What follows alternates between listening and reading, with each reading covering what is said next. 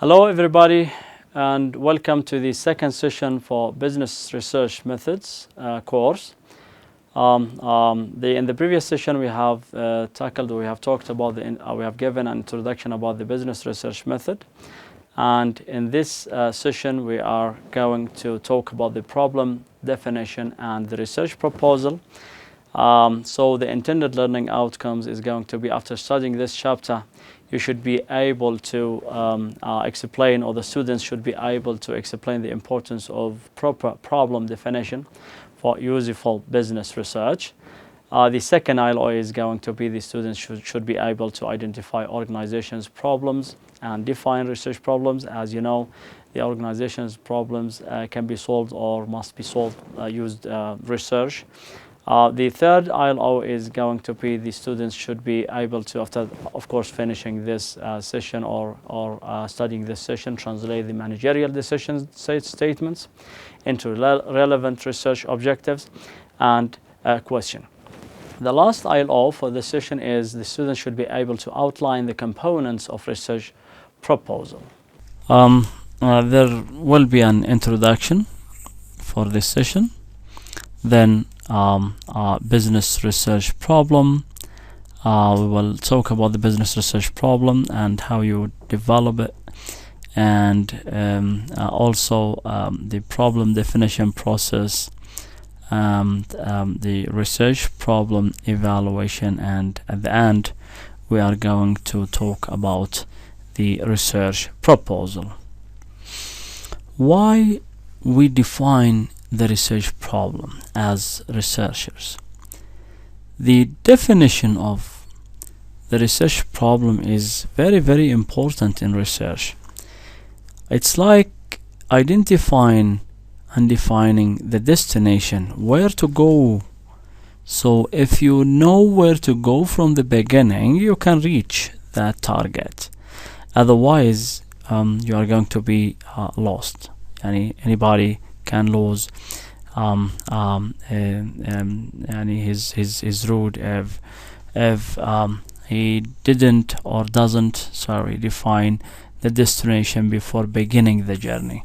So to go somewhere you have to define the journey. So the problem in research is representing the destination for any traveler. So it determines what you will do. So what is going to be done by you? So it's very important to determine what you are going to do, and will it withstand scientific scrutiny? So have you scrutinized that issue or not, and how you will do it and what you may achieve. So deciding what you are going to do, deciding how you are going to do it, and also deciding what you may achieve, what are the findings you are going to achieve them. The importance of the proper problem definition is highlighted for any researcher, must be highlighted for any researcher. So it is very important to define the problem from the beginning, because if you couldn't define your research problem, you might not get good findings, you might not come up with any conclusion. So the right answers to the wrong question may be absolutely worthless, because the question itself is wrong. So if the question is wrong, no need for the answer. So formulate your question in a good way so you can easily find an answer to it. It is just like formulating and defining your problem in a clear method or clear way. Once it is specified clearly, and here we mean the research problem, the scientific and systematic process of data collection could be carried out easily. Define your problem very clearly, you will go through the research process stages and steps very easily, and you can come up with a good conclusions. From an analysis of the collection or the collected data, significant result would be expected to solve a specified problem. So when you analyze the data collected, the results will come up and come out. And the analysis of the data collection, of course, it is going to be dependent on the clear and neat research problem definition. Albert Einstein said the formulation of the problem is often more essential than its solution. So spend much time in formulating the problem. You will not spend much time in getting the solution. You will get the solution in no time. He said also that we researchers sometimes spend 95% of the time spent in formulating the problem, so the 5% would be enough for getting a solution. So any student or any researcher who is going to define his problem very clearly and spend much time in the formulation of it, of course he can reach to conclusions and reach or go through the research steps very easily and come up with a result very easily and in short time. So problem definition is the indication of specific business decision area that would be clarified by answering the research questions. So identify the issue, identify the area needs decision, identify the problem faced, and then build a research problem. So a problem which going to be answered or clarified by answering some research problem.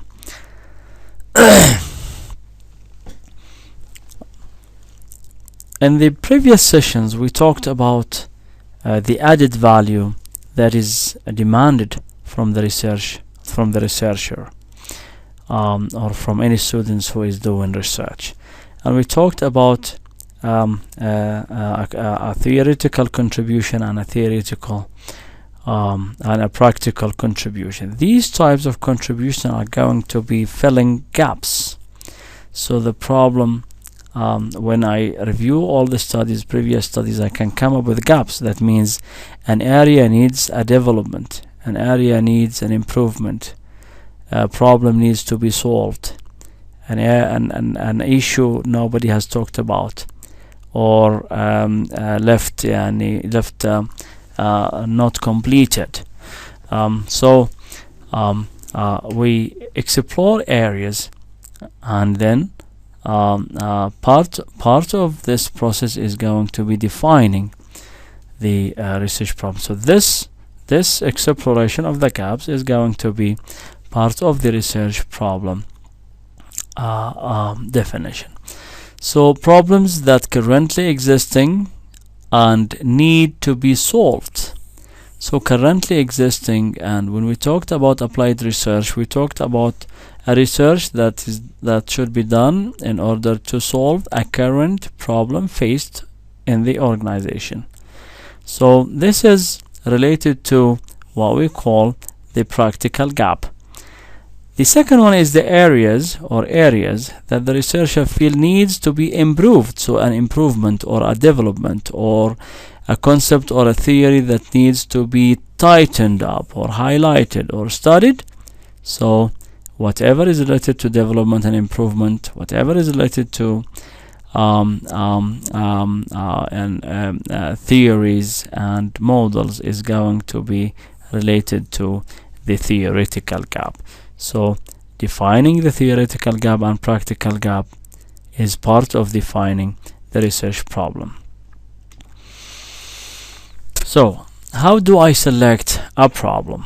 This is a question most of us as researchers needs we ask every time we ask ourselves about. So how I can get a research problem. It's the first question every researcher asks himself. So ideas, as you know, usually do not come spontaneously. Ideas come from thorough reading, discussion, conferences, communication, critically reading some works. So by going through, so you can find out and select a research problem. So however, they may come from experience. So from your experience you will find a lot of research problem. Sensing from something unusual, irregularities during your work or study is also a source for a problem. Out of ordinary, unsure of certain situation, and so on, may lead to good problems. Interaction with others also can lead to a research problem. Attending conferences, discussions, meetings, workshops. This is also very important to get a research problem. Informal discussions with colleagues and other interested members lead to problem formulation of formation. So by being always eager to learn, so read a lot of materials about educational process or about any issue or any area, by adopting a critical outlook and taking every opportunity to be a part of research environment. And here we can say finding a problem when you read and be eager to learn is like flying a helicopter. So flying a helicopter, when you fly a helicopter, and while flying on 20 kilometers high, if you look through the window of the helicopter, you can find a very big place, a very big square, and which might be 20 kilometers square. But if you land a little bit until you reach to 5 kilometers high, you will find, when you look through the window, you are going to find a very small place and space. When you were 20 kilometers high, it is a big district, but the details are not clear to you. When you reach to 5 kilometers, it is going to be smaller, and the details will come a little bit clearer to you until you land on only 4 or 5 or 6 meters square. That will be your research problem. So you read research papers, start reading. It's difficult to read many research papers to get the problem. So you start reading these papers, reading only the abstracts of these papers and the recommendation, which is mostly half page. So you can read at least 100 research papers on the abstracts and recommendations, and then whatever is gathering or grabbing your attention, you can refine them and put them aside and come back to them and read in detail. So you might come up with 20 research papers out of 100 research papers. So you are going to read in depth or in details only the 20 research papers and less, until you get what we call the research gap, and you can build and define your research problem accordingly. There are of course steps to be taken in building the research problem. As we studied previously, we have two types of problems in organizations. We have organizational problem and management problem, which is the issue. So what the organization is facing, which is the issue, And we have also a research problem, which is the research in order to deal with this issue or trying to solve the issue, solve this issue. So the first step in defining the research problem is identifying the general problem area, outline the problem, which is the management problem or the issue. So might be employees turnover. So some of the organizations are suffering from a high rate of turnover. A lot of employees are leaving the organization, and they want some solution for this problem. They want to retain these employees.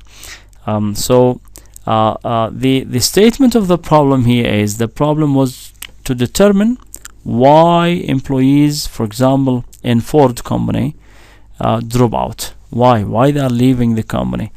So now I am building the research problem. So I started by identifying the issue, which is employees turnover. Then I moved to identify or determine what might be the causes for this problem.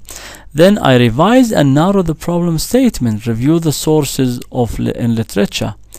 So read many or review the literature and read studies, especially the most recent studies. So you might read the research papers published in the last 4 years about the issue and find out the gaps. So read in general and find out the gaps, which is flying the helicopter, as I have just explained. Conflicting points of view might be a research problem and needs further support from you.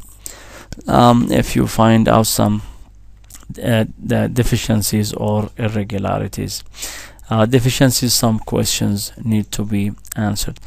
Make a list of research questions. Provide the rationale for the problem. Identify variables to be studied. What are the research variables? The issue is the dependent variable, and the independent variable is going to be the cause.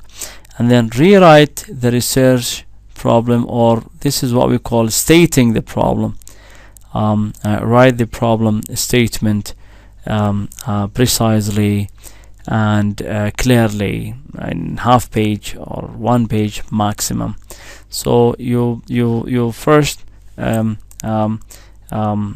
first identify the issue, then find out causes, then find out gaps, whether these gaps are existing or not, then identify the variables, then formulate and state the research problem. After that, results of previous studies is very important, and we talked about this when we talked about identifying gaps. So the findings of previous studies is very important for me, because if the results, if I found if a paper which is dealing with the same problem, the same situation, the same environment, so there will not be a gap, and I can use the published paper. So there is no need to waste time in doing a research which has been done before and it's available. The step number 4 in defining the problem is questions to be answered. You evaluate your problem by asking these questions. Sometimes the research questions is a summary of the problem. We state the problem and then summarize the problem in a research question. So what is the extent of turnover? This is elaboration, asking some questions about the turnover. What is the nature of turnover? What are the causes? The causes which are going to be the IVs, the independent variables. Are there any factors that explain the causes of turnover? So I summarize the problem by writing these types of questions. When we define the problem, also we follow some steps. There is a process of problem definition, starting from ascertaining the decision maker's objective, then understanding background of the problem, then isolating or identifying the problem, not the symptoms, then determining units of analysis, and after that determining relevant variables, and then state research questions and objectives. So to define the problem, I have to identify the issue, as I have just explained. This is a little bit clear for the process of identifying the problem. So that issue, which is the management problem or the organizational problem, is going to be the decision maker's objectives. When we asked about employees turnover, so it is the issue, so it is the main objective of the decision maker. So we have to understand from the beginning what is the issue, so we can build or construct or define the research problem. So managerial goals expressed in measurable terms is very, very important. This is like the iceberg principle. As a researcher, we need to find out the issue, and we need to find it from the decision makers. And if you know the iceberg principle, the principle indicating that the dangerous part of many business problem is neither visible to and nor understood by the managers. When there is here an iceberg, of course what is appearing here is only 10 to 15% of it, but under the surface you will find 80 to 85 of it under the ice. This is like the management problem. So we need to understand the main problem, and we need to dive very deeper to understand and define the problem. Understand the background of the problem. This is very important. So I will do a situation analysis. I need, of course, some supports. So the informal gathering of backgrounds information to familiarize researchers or managers with the decision area. This is very, very important. I need to understand more and more about the background. Isolate and identify the problems, not the symptoms. Sometimes some of the researchers will concentrate on symptoms and cannot define the problem itself. We look at the symptoms in order to get and understand and identify the problems. So you have to define the problems itself and not the symptom. There's an example here. A firm situation is manufacturer of palm-sized computer with wireless internet access believes that business-to-business sales are too low. So the symptom here is distributors complains prices are too high. This is a symptom. The business users still use larger computer. This is a symptom, but it is not the main problem. The probable problem is business users do not see advantages of smaller units, or advantages are not outweighed by costs, or transition costs may be a drawback for business to business customers more than for business to customers. The problem clearly defined here in this question. What things can be done to improve competitive positioning of the new product in business to business market? So sometimes the symptoms are misleading, and when you consider the symptoms as a problem, you might not reach to a solution or to a conclusion, or you might not solve or be able to solve the problem. Determine the unit of analysis. When we analyze data, when we collect data, of course we collect the data from people, but the unit of analysis differs from a research to another research. So I might do research about organizational behavior, about, for example, job satisfaction. And in this type of research, I will collect the data from employees, of course, but they are going to answer the questions about themselves, and they are going to describe their behavior.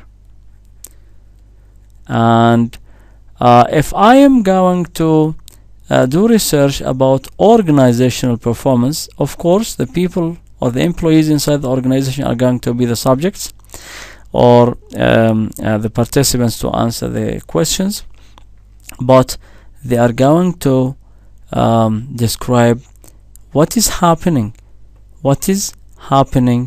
in the company.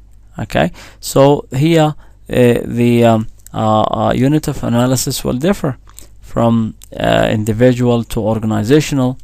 So we have here individual unit of analysis, households, organization, employees, or an event, people answering questions about the crisis, economic crisis, change of leaders, or object, a machine, a program, a product, a software, an MIS program, or a body of people, faculty, production department, marketing department, or a relationship, employee to employee relation, syndicates, whatever.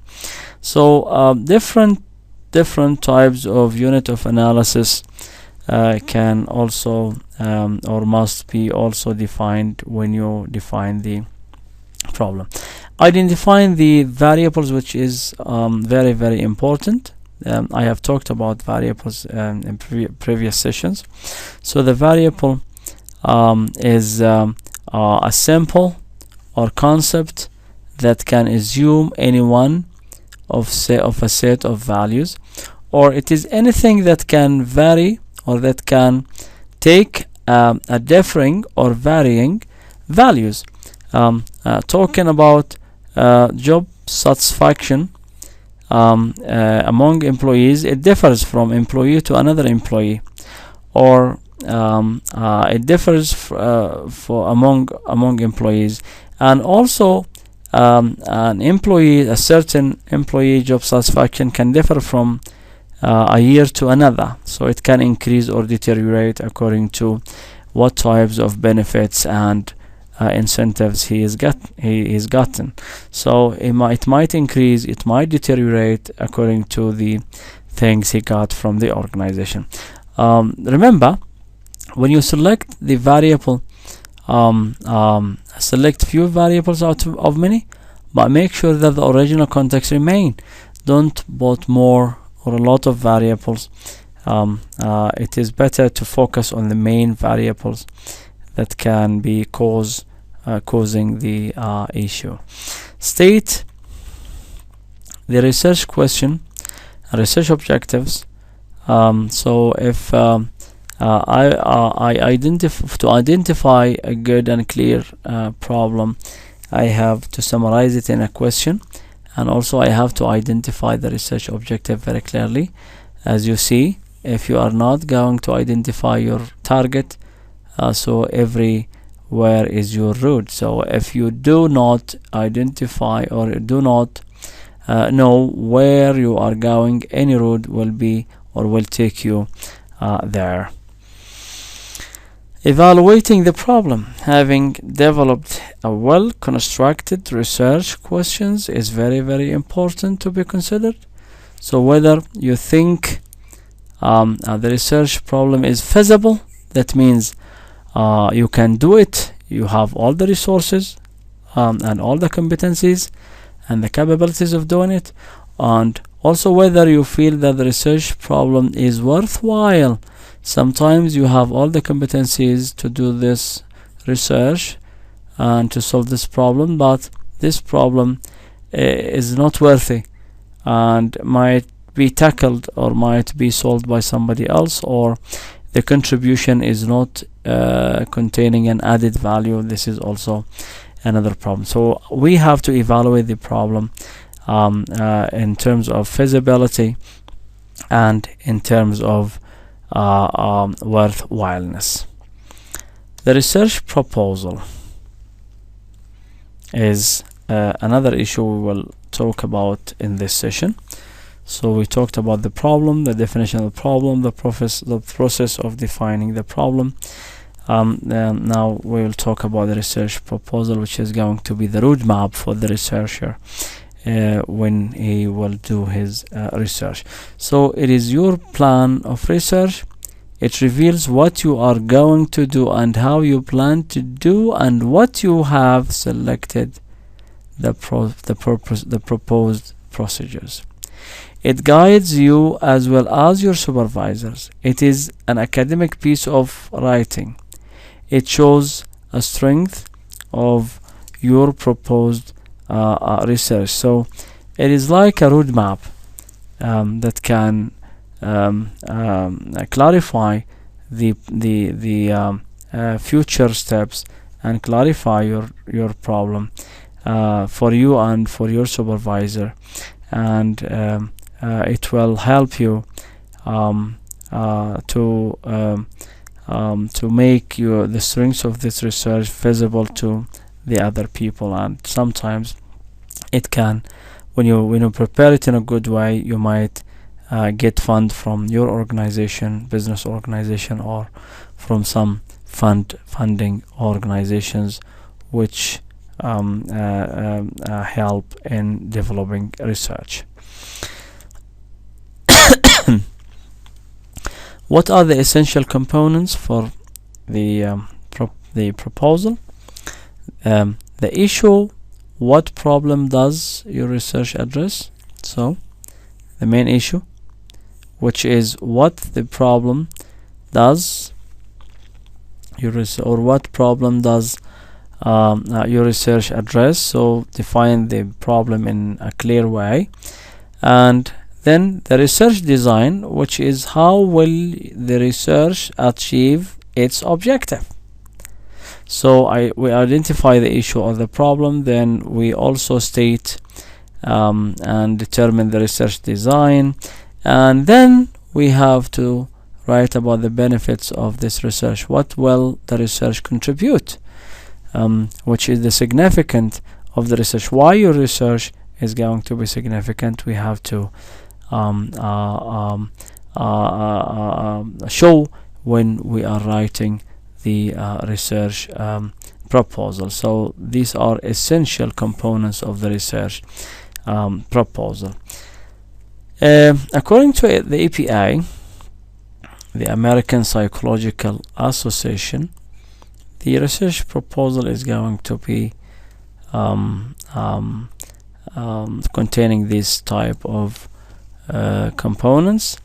It must have an introduction, which is going to be a background about the research problem.